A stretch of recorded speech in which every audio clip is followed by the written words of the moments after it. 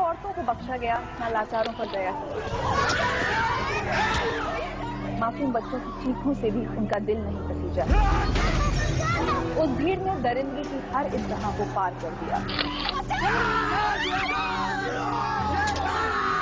लोग तड़पते रहे, चीखते रहे और वो मारते रहे। कहीं औरतें बेवा हुई तो कहीं बच्चे अनाथ।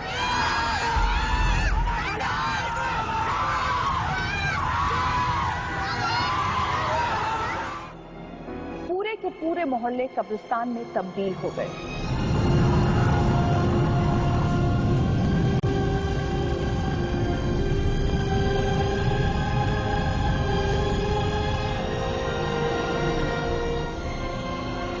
गुजरात के दंगे हमारे देश के इतिहास में बदनुमा दाग है। वो काली स्याही जो आज भी न जाने कितनी आंखों से आंसू बनकर बहती है। गोधरा में साबरमती एक्सप्रेस में लगी आग की तपिश ने पूरे गुजरात को अपने आगोश में ले लिया और चंद दिनों में ही 1000 से ज्यादा लोगों को अपनी जान से हाथ धोना पड़ा।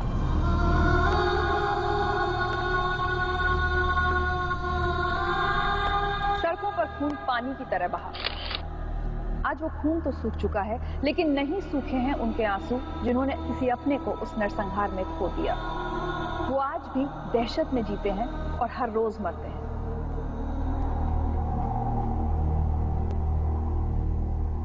आज हमारे साथ हैं कुछ ऐसे लोग जिन्होंने उस नफरत की आग में अपनी आंखों के सामने अपना सब कुछ राख होते देखा है।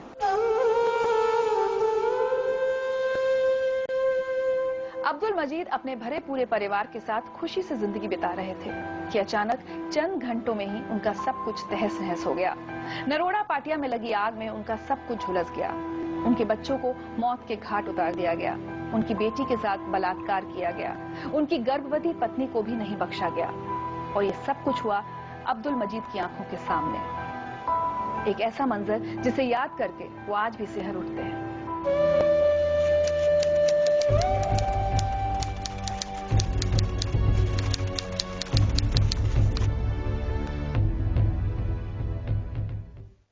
मजीद भाई, 28 फरवरी 2002, 10 साल पूरे होने को हैं, लेकिन आपकी यादें अभी भी ताज़ा हैं और बहुत बुरी यादें हैं। क्या हुआ था उस दिन आपके साथ? उसके एक दिन पहले बंद का ऐलान था। पेपर आया था कि कल बंद का ऐलान है। तो क्यों बंद का ऐलान? हमने पूछा होटल पे जाके बाहर। बोले गोधरा कांड में रेलवे जली ना, उसके बारे में। अच्छा, उधर हुआ है, इधर तो कुछ नहीं होएगा, बंद का ऐलान है।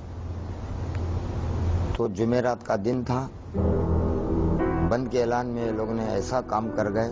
25-25 हजार इंसान के टोले इधर से कृष्णा नगर से और इधर कुबे नगर से, इधर नरोड़े से, सब भेगी होके आ रहे थे। किसी के हाथ में लकड़ी है, किसी के हाथ में तलवार है, किसी के हाथ में गुड़गल है, किसी के हाथ में चवने की थैली है। जय श्री राम का नारा लगा रहे हैं, केसरी पट्टी बांधे हैं सर पे, पियले हैं, खायले हैं। क्या बात है। वहां पर जो एसटी वर्ग के सामने तो कोटनानी मायावती जो बड़ी है बीजेपी की, जैसे वो कोटनानी है ऐसे ही धमाल चालू। हमने बोले यार ये तो हंगामा जोरदार है। तो जैसे हमारे ऊपर आने लगे, हमारे पास तो हथियार खुद नहीं थे। लेडीज जेंट्स देख रहे थे खड़े रह के मिलने के कि भाई चलो अंदर, औरतें बच्चों को लेके चलो, ये तो टोला बहुत जोरदार आ रहा है। वहां पर एक मद्रासी का एक अपंग लड़का दुकान लगा के बैठा था गल्ला, उसने बंद करने की चक्कर में था, उसको जिंदा गल्ले के साथ जलाए पहले स्टार्टिंग। दूसरे आसिया का आदमी था, उसको पेशाब के जगह पे मार के इन्हें खलास कर दिए, काट के फेंक दिए। तो हमने वो देखकर हमने परेशान हो गए। तो हम लोग सीधा हमारी बीवी बच्चों को लेके चलते चलते मेरा 3-4 बज गए। उसको दोपहर का टाइम खत्म हो गया, 4 बज गए। मकानों को लूटना, जलाना, ऐसा करने लग गए। पहले ऊपर से ऑर्डर आ गया, सबको, मुसलमान को एक भी नहीं बचना चाहिए, सबको खलास करेंगे। देखो अभी 1-2 कलाक में क्या होता। तो उतने में बोमा बम होने लगी। 7 बजे का टाइम, हम नीचे जाके देखते तो हमारी बीवी बच्चे वहां पे नहीं है। फिर हम भटकते और ढूंढते ढूंढते गए तो हमारा वहां पर बीवी बच्चे जलने लगे हमारे। फिर हमने वहां से वापिस आया, हमारी सुफिया बोल के थी, उसको बचाने के लिए गया। फिर हमारे को वार हो गया। तलवार से हमको मारे, हम बेहोश हो गए 2 कल्ला, सर फूट गया पूरा।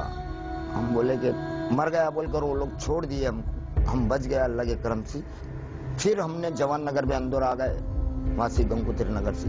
तो हमारा लड़का और 2 फैमिली, बीबी बानू का आदमी, वो लोग जल के पानी की टाकी में डूब रहे थे, रो रहे थे बहुत खराब। मैं बोला याशीन बेटा, अब्बा बोलते ही मैं बोला मेरा बेटा मिल गया।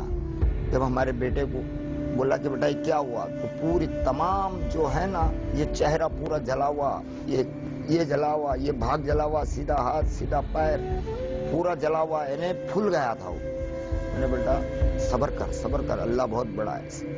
फिर मैं बोला यहाँ पर बैठ ऊपर तेरे खाला के पास, मैं ढूंढ के आता हूँ तेरे अम्मी को। अरे वो तो जल रहे हैं बोले। लड़का जैसा बोला उसको वहां पर सीप करके फिर से मैंने ढूंढने गया तो हमारे लड़कियों का रेप हो रहा था। 14 साल की छोकरी, 15 साल की छोकरी, 18 साल की छोकरी, 20 साल की छोकरी को काट के इन्हें फेंक रहे थे, रेप करके मजाक करके इन्हें तलवार से काट के फेंक रहे थे। इस तरह मेरे नजरों देखे हैं। और मैं किसी के सामने बोलूं तो रब सुनता है। मेरे कोई शौक नहीं है पैसों का वगैरह, कोई शौक नहीं है। सिर्फ एक मजबूरी में एक धंधा लगा के बैठा हूं कि मेरा ध्यान बाहर हो जाए, नहीं तो मैं पागल हो गया था। वहां से इतनी परेशानी में फिर हमने कैसे भी मुसीबत में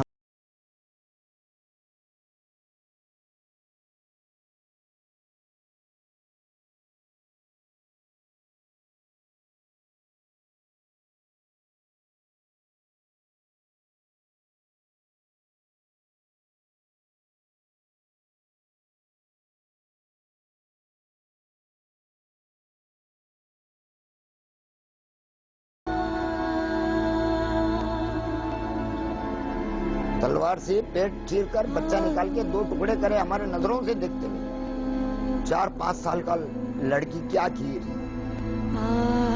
20 साल का, 25 साल का, 18 साल का एक जवान इस तरह रेप कर रहा है।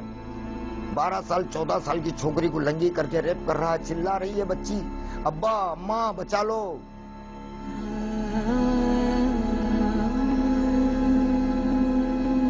जिसको देख रहे हैं मजिद भाई, चाचा बचा लो, हम क्या बचा सके। ये नजर देखें, रब को सुना रहे, हमारे आंसू निकल के खून निकल गया है।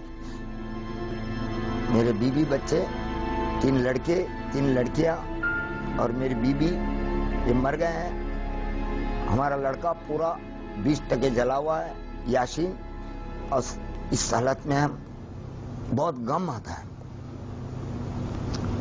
रोटी खाई नहीं जाती, हमको खाना नहीं खाया जाता, चैन से नींद नहीं होती। आंख मूसता हूं तो याद आता, मैं किसको बोलूं, बोलने से तो आने वाले नहीं।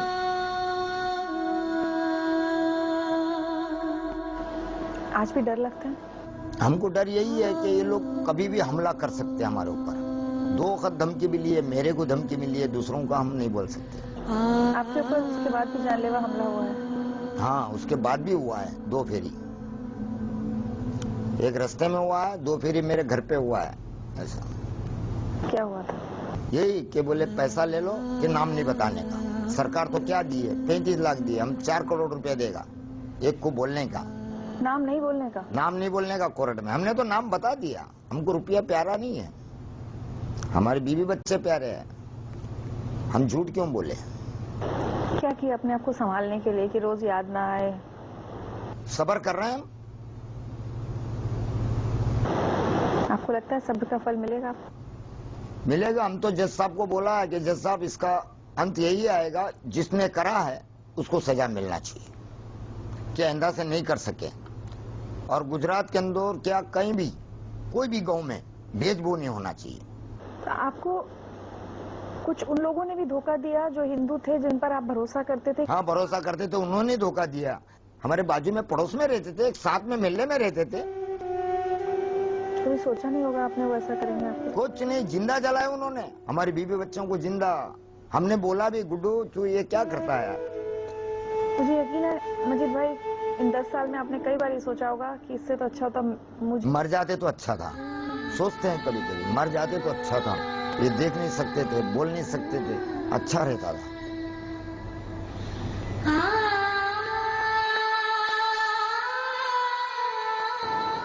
अच्छा, आपके मन में नफरत है दूसरे धर्मों के लिए? नहीं नहीं, मैं कर्नाटक में हिंदू के साथ भी रहा, हमारे सेठ के साथ भी रहा, गीता पढ़ता था मैं कन्नड़ी में, पूरी गीता पढ़ के बताया कोर्ट में भी।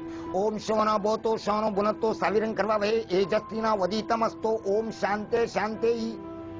मैडम ये बात है, हमको क्या है, हक मिलना चाहिए गुजरात के अंदर, कहीं भी भारत के अंदर, बस। मेरा कसूर ये कि मैं मेरी बीवी बच्चों के और मेरे मोहल्ले वालों की जान की रिक्वेस्ट कराई है, मेरा कसूर। और मैं कोई फोटो खिंचाया नहीं हूँ, तो मेरा को इलम भी नहीं इस बात का कि ऐसा कुछ हो रहा है। हमारे पे तो क्या बीत रही थी हम ही जान रहे हैं।